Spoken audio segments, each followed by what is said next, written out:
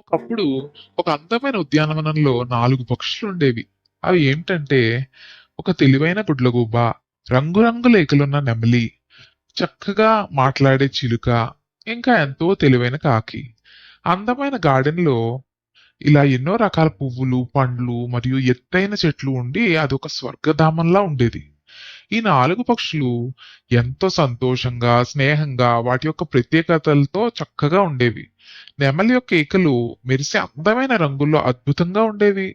చిలుక ఉల్లాసంగా, ఉత్సాహంగా ఎప్పుడు కిలకిలా నవ్వుతూ అందరితో మాట్లాడుతూ చక్కగా తిరుగుతూ ఉండేది. కాకి చాలా జిత్తులమారుగా, ఇంకా చాలా తెలివిగా ఆలోచిస్తూ ఉండేది. పొట్లగూబ ముసలిదైనప్పటికీ చాలా తెలివైనదవ్వడం వల్ల ఎప్పుడూ తన జ్ఞానాన్ని ఎదుటివారికి ఎలా పంచుదామా, ఎలా సహాయపడదామా అని చూస్తూ ఉండేది. ఒకరోజు మంచి ఎండాకాలం రోజున కొన్ని పక్షులు దిగులుగా ఉండడం గుడ్లగూబ గమనించింది.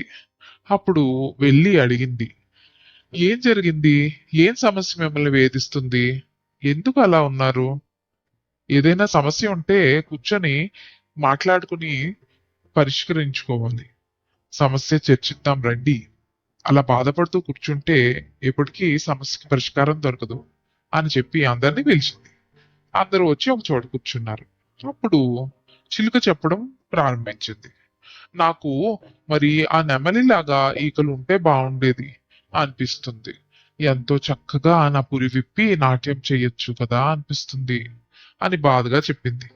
దానికి నెమలి తన రంగురంగుల ఈకలు అన్ని పురి విప్పి ఆ గర్వంగా చూపిస్తూ అందరికీ ఇలా చెప్పుకొచ్చింది. నాకైతే చిట్టి చిలుకలాగా ఎంతో చక్కగా ఉల్లాసంగా ఉత్సాహంగా మాట్లాడుతూ అన్ని అందరి దగ్గర కిలకిలా చక్కగా ఉంటూ ఎంతో బాగా ఎగురుతూ అందంగా ఆనందంగా ఉల్లాసంగా గడపాలనుంది అని చెప్పింది.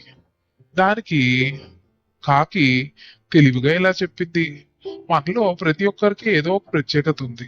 మరొకరి ప్రత్యేకత కోరుకునే బదులు మన స్వంత ప్రత్యేకతను ఆనందంతో అంగీకరించి సంతోషంగా ఉందాం.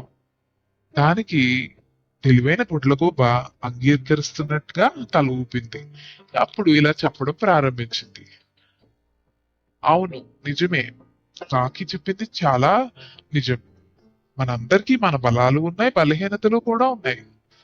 మన ఈ తోట యొక్క అందం మనం ప్రతి ఒక్కరిలోనూ ప్రత్యేకత వల్ల ఎంతగానో వికసిస్తుంది. అందుకే మనం అనవసరమైన ఈ ఆలోచనలు పెట్టుకోకుండా అందరం కలిసి సంతోషంగా ఉందాం.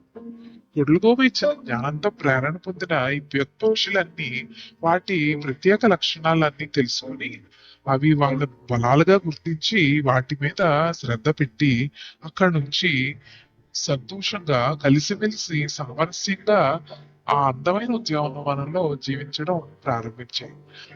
ఆ పక్షులన్నీ కూడా వాటి భవిష్యత్ తరాల పక్షులకు మార్గదర్శకంగా జీవనం ఎలా సాగించాలో చూపించాయి కూడా.